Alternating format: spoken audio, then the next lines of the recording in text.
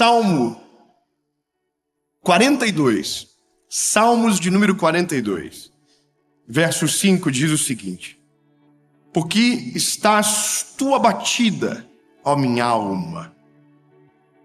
E por que estás tu inquieta dentro de mim? Espera em Deus, pois ainda o louvarei.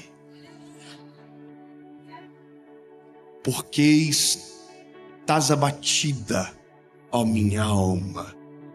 Sabe, essa palavra desânimo, ela é muito mais recorrente do que a gente imagina.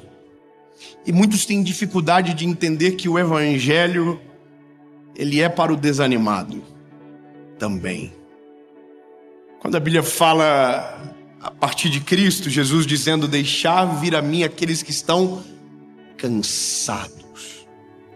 É o desanimado, oprimido, sobrecarregado, que eu aliviarei. Sabe, sendo sincero, acho que nós estamos precisando de uma palavra como essa.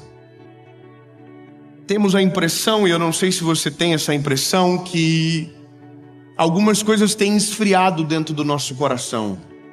Algumas coisas têm saído de dentro das nossas casas. Algumas coisas têm apartado da nossa vida, porque estamos desanimados. Porque algumas coisas nós já ouvimos tantas vezes que ainda não aconteceram dentro da nossa casa, que a gente não consegue mais acreditar que algum milagre sobrenatural pode de verdade acontecer.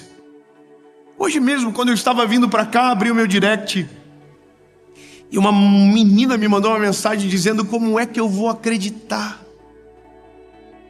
Parece que comigo nunca acontece. Parece que comigo nada disso é verdade. E eu sei o que ela está sentindo. Desânimo. Desânimo a gente sente por vários motivos. Canseira. Quando a gente olha para todo mundo acontecendo algo extraordinário na nossa vida, não acontece. Quando alguém chega depois da gente, consegue algo que a gente demorou muito tempo e nunca nem chegou perto, a gente começa a desanimar. Seja sincero. Quando a gente vê Deus fazendo algo na vida de alguém que a gente queria que fosse na nossa, e às vezes não é nem inveja, é desânimo. A gente desanima.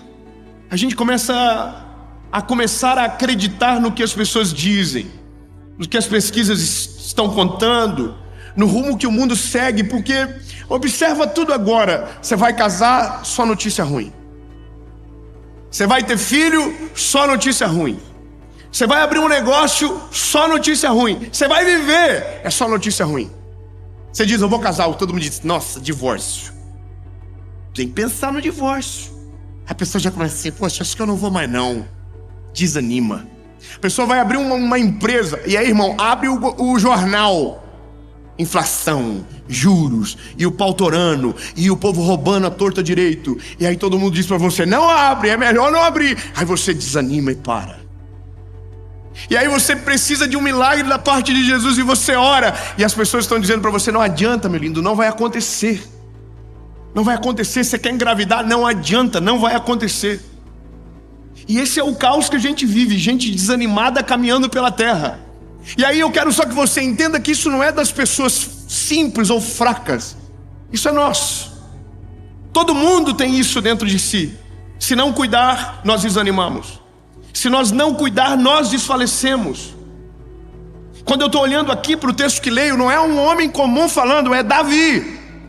O homem segundo o coração de Deus se encontrou num estágio da vida que olhou para ele e disse: por que você está abatida, ó minha alma?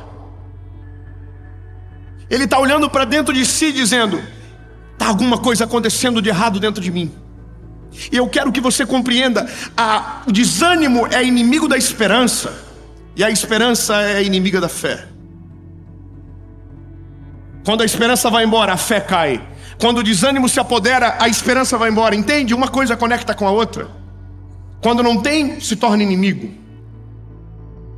E aí que mora o negócio. Nós achamos que está tudo bem, mesmo desanimados em várias áreas da nossa vida, mas a gente vai morrendo pouco a pouco. A gente vai parando de viver uma vida com Deus, a gente vai parando de buscar, a gente vai parando de ouvir. A gente ouvia uma mensagem todos os dias, e aí a gente não viu o resultado, e a gente vai parando.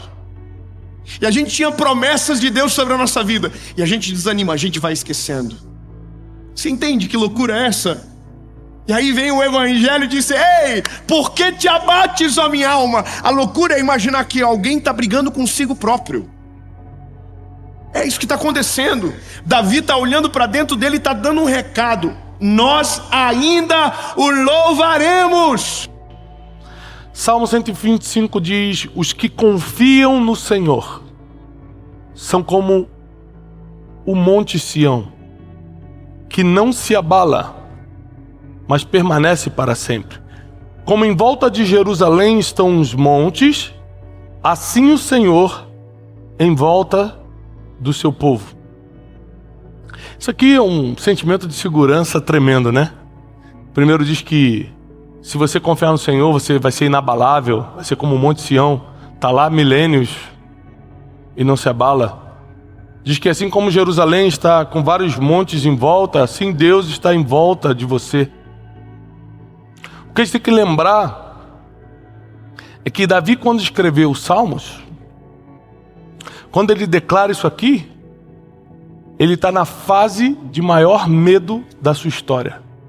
Ele está sendo perseguido por Saul, ele está escondido em cavernas, como no deserto de En-Gedi. Davi está passando por uma fase onde o medo era uma realidade, porque imagina, mesmo você tendo fé, mesmo você acreditando em Deus, saiu uma ordem do homem mais importante da nação, um rei, dizendo: você vai morrer. Muito parecido com a história de Elias, que o rei Acabe, Jezabel, mulher de Acabe, fala: nós vamos matar Elias. É muito fácil você lidar com medo quando a ameaça vem de baixo, mas quando a ameaça vem de cima, a probabilidade de acontecer é muito grande.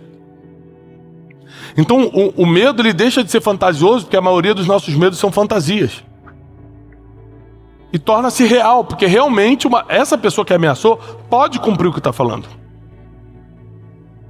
O inimigo se aproveita muito das nossas debilidades mentais para jogar fantasias, por exemplo, medos que não são reais. Quem aqui já teve muito medo de uma coisa que nunca aconteceu? Fala: meu Deus, eu vou ser mandado embora, meu Deus, minha família vai acabar, meu Deus, eu vou perder tudo, meu Deus, isso nunca aconteceu. Mas você sofreu muito por causa disso. Quem? Várias pessoas, claro. Porque o nosso inimigo se aproveita da nossa debilidade emocional. Todos nós aqui temos debilidade nas emoções e na mente.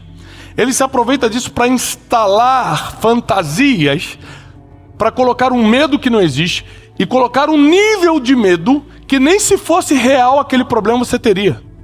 Ou seja, quando o problema é fantasioso, você sente mais medo do que sentiria se fosse real.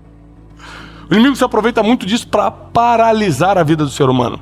Paralisa ministérios, paralisa empresas, paralisa casamento, paralisa pessoas que poderiam estar avançando, pessoas que iam mudar de país, pessoas que iam viver um novo, mas não conseguiram, porque o medo paralisou. Davi não estava aqui debaixo de uma fantasia, ele estava debaixo de um medo real. O rei Saul realmente queria matá-lo. Davi entra em profunda angústia. Você vai ler o livro de Salmos, você vai ver Davi declarando coisas: eu queria ter asas como a pomba para poder voar e desaparecer daqui. Você vai ver Davi falando: eu estou num lamaçal, meus ossos estão enfraquecendo, mas o Senhor vai ser minha força. Ao mesmo tempo que ele revela o coração, eu estou mal, eu não estou bem, ele sempre revela também o que ele está acreditando. Isso demonstra que Davi acreditava numa coisa que é o título da mensagem de hoje. O que ele sentia era diferente do que ele acreditava. A mensagem de hoje é: o que eu sinto não é o que eu acredito.